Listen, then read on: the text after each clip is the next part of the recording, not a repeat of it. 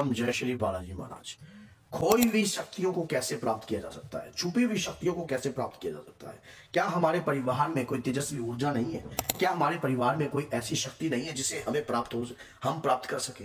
तो कैसे प्राप्त कर सकते हो आप अपनी खोई हुई शक्तियों को? किस प्रकार से अपने घर की ऊर्जा को जागृत कर सकते हो? अगर ये वीडियो आपको अच्छी लगती है और हितकारी लगती है, जन कल्याण में लगती है, तो 10 लोगों तक जरूर शेयर करना, क्योंकि शक्ति ही हमें ये उद्देश्य सिखाती है। अगर आज मेरी वीडियो के माध्यम से किसी व्यक्ति की खोई हुई शक्ति प्राप्त होती है या छुपी हुई ऊर्जा जागृत हो जाती है, तो ये वीडियो बनाने का मकसद पूर्ण हो जाएगा। पूरी जानकारी वीडियो के एंड तक आप देखोगे तभी समझ में आएगी। अधूरी छोड़ दोगे तो अधूरा ज्ञान हमेशा ही तंग करता है। तो इसलिए चैनल को सब्सक्राइब करें, लाइक करें और शेयर कीजिए। क्या होता है कि खानदान के अंदर छुपी हुई ऊर्जा होती है, लेकिन उसे जगाने वाला व्यक्ति चाहिए। अब शक्तियां कैसे जागृत होती हैं, किस प्रकार से जागृत है? क्या हमारे परिवार के अंदर प्रेत ही छाया है? कोई देव छाया नहीं है? क्या कोई देव पितर नहीं है? या कोई कुल श्रेष्ठ देवी शक्ति नहीं है? या कोई भी हमारे आराध्य देव या कोई भी हमारे परिवार के अंदर कोई छुपी हुई शक्ति नहीं है? या कोई शक्ति आपके शरीर पर आती थी और अब वो आने विलुप्त हो गई है? पहले आपके शरीर पर कोई ऊर्जा आती थी, वो आपको प्राप्त होती थी, एहसास करवाती थी अच्छा बुरे का। अब आपका कोई ऐसा कार्य नहीं हो रहा है जिसके कारण जो है आपको ये शक्तियां आपको याद दिलाती है। आपका शक्तियों का कहा वह गलत होने लग गया है। कई लोगों के शरीर पर पहले कोई शक्ति आ रही थी, वो जो बोलती थी वो सत्य लगता था, लेकिन अब कुछ नहीं होता है। आज की वीडियो में सारी जानकारी मिलने वाली है आपको। देखिए, हनुमान जी की पूजा करने से संकट भी कटता है, आपके परिवार भी सुरक्षित होता है, और साथ में तंत्र मंत्र अघोर शक्ति काली विद्याएं और मायावी विद्याएं नहीं चलती हैं। मात्र हनुमान जी की पूजा जब आपके घर में होती है तो आपकी पितृ शक्ति जागृत होती है, आपके घर में कुल की शेष शक्ति जागृत होती है, कुल के देवता की शक्ति जागृत होती है, और आपके घर के अंदर ऊर्जा उत्पन्न होती है। अगर यकीन ना हो तो मैं प्रैक्टिकल आपको समझाता हूं। क्या होता है कि देखिए, हनुमान जी संकट मोचन के साथ साथ जागृत रूप की शक्ति है, कलयुग के प्रधान रूप के देवता है, कलयुग में जागृत रूप के देवता है। अगर जिसके घर में निरंतर हनुमान जी की पूजा पाठ होगी, उसके घर में सोई हुई शक्तियां जागृत होने लग जाएंगी। खोआ हुआ ज्ञान वापस प्राप्त होने लग जाएगा। कैसे होगा? कोई ज्ञान आपके पास विलुप्त हो चुका है या कोई ऊर्जा आपके पास विलुप्त हो चुकी है तो वो वापस आने लग जाएगी। किस प्रकार से? हनुमान जी शक्तियों को जगाते हैं, हनुमान जी ऊर्जा को जागृत करते हैं, हनुमान जी मरे हुए को हौसला प्रदान कराते हैं। हनुमान जी स्वयं एक जागृत देव है, इसलिए ये सारे कार्य करते हैं। अगर आपके परिवार में कोई आपका बुजुर्ग आपको बोलता है कि आपके परिवार के अंदर एक शक्ति थी और कभी आपके दादा या परदादा या उसके ऊपर वो आती थी और वो ऐसे ऐसे बातें जो बोलते थे वो जागृत हो जाती थी, तो आज उस शक्ति को जगाने चलते हैं। पहला प्रयास उसी से करते हैं।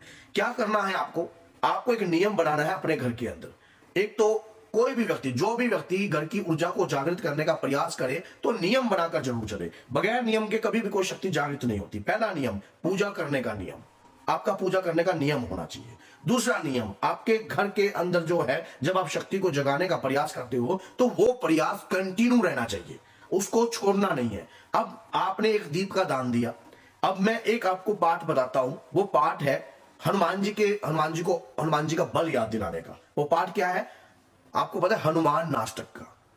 जब हनुमान जी की खुद की खोई हुई शक्ति उन्हें खुद ज्ञात नहीं थी, तब जामवंत जी ने समुद्र के तट पर उन्हें यह ज्ञान दिया था और यह पाठ गाया था। बाल समय रवि बख्श लियो जब तीनों लोक भयो अंधियारो, तब देवन आन करी विनती तब छड़ दियो रवि कष्ट निवारो, तब कौन ही जानत है जग में कभी संकट मोचन नाम त्योहारो।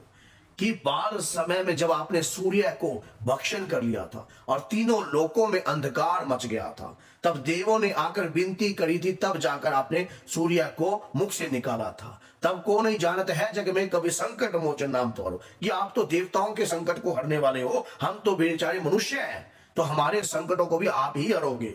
और आज जब हनुमान जी को उनका बल ज्ञात हुआ कि मेरा उद्देश्य राम काज कार्य करने के लिए हुआ है, तो आपका भी कोई उद्देश्य होना चाहिए। किसी भी ऊर्जा को जागृत करने के लिए आपका उद्देश्य होना चाहिए। आपने हनुमान नाष्टक का पाठ किया, दीप का दान दिया, और ये पाठ कंटिन्यू आपने रखना है, चाहे लेडीज हो चाहे जेंट्स हो, कोई भी हो। इसमें कोई फर्क नहीं पड़ता है कि लेडीज, हाँ, अपने लेडीज समय के अंदर जो कि मेंस्ट्रुअल पीरियड होता है उस समय आप इसको आप मोबाइल से भी सुन सकते हो, कोई जरूरी नहीं है, मंदिर के बाहर बैठकर भी सुन सकते हो, लेकिन पाठ कंटिन्यू रखना।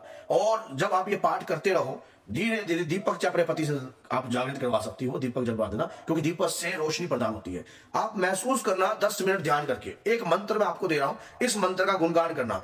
ओम हम हनुमते नमः। आपके परिवार में जब आप कभी भी ना ओम हम बोल के देखना, ओम हम जब बोलोगे तो दोनों होठ चिपके हुए होने चाहिए, ओम हम। जब आप हम बोलोगे ना तो एक वाइब्रेशन ध्वनि उत्पन्न होगी। यही ध्वनि की ऊर्जा आपके पितरों तक जाएगी, आपके देव शक्ति तक जाएगी।